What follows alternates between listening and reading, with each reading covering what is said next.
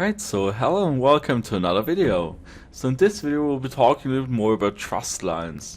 So as you know, there are multiple assets that can be or are already issued on the XRP Ledger. So for example, we'll be just adding, for example, Euro on a testnet.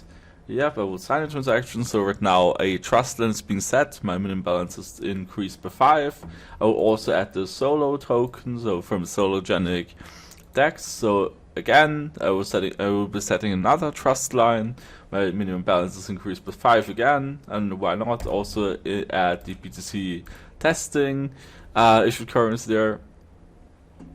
And now the thing here is that now we've got three different assets here and XRP. The main difference between XRP and any other issued currency is that XRP is the native asset. You don't trust anybody. You don't have an issuer. It's the one trusted asset on the XRP ledger. But the Euro, so the EU usually have a issuer. For example, with Euro it would be GateHub. So there are multiple issuers. There's also Bitstamp, but the most well-known issuer of that is GateHub here. That means that you would be trusting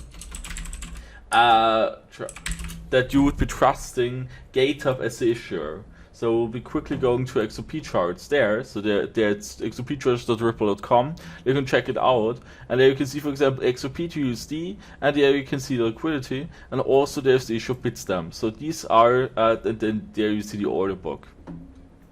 But meaning that for all issued currencies, you're trusting a quote-unquote centralized entity, almost everyone.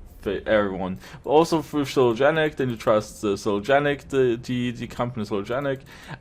With Bitcoin, it would be GateHub 5th, so it would be Bitcoin 5th issued by GateHub. So again, this would be GateHub. So yeah, XRP is the one trustless one on the XRP Ledger. But I will also add a but here, that there is the already stablecoin, which is also issued again in a decentralized manner again. So this has something to do with the network here. I already tested the beta here, but with Probity, they issue their own stablecoin, but in a trustless manner.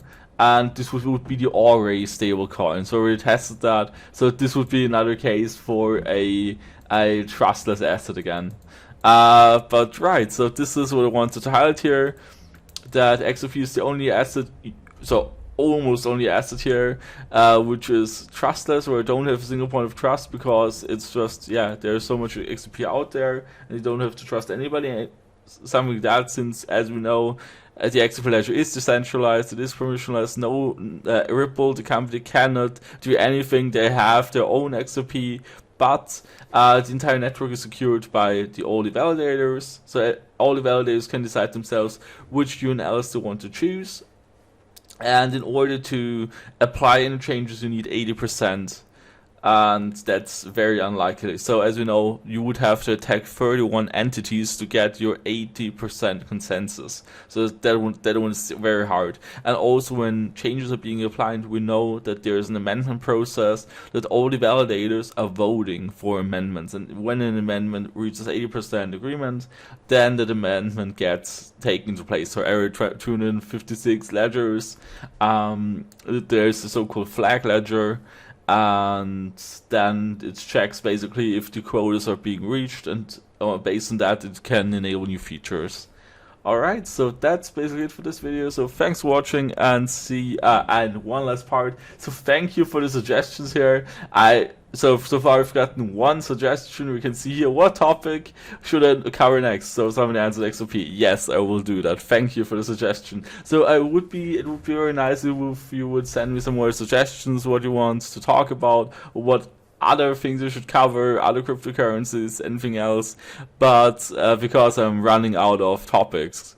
So thanks for watching, and see you in the next one.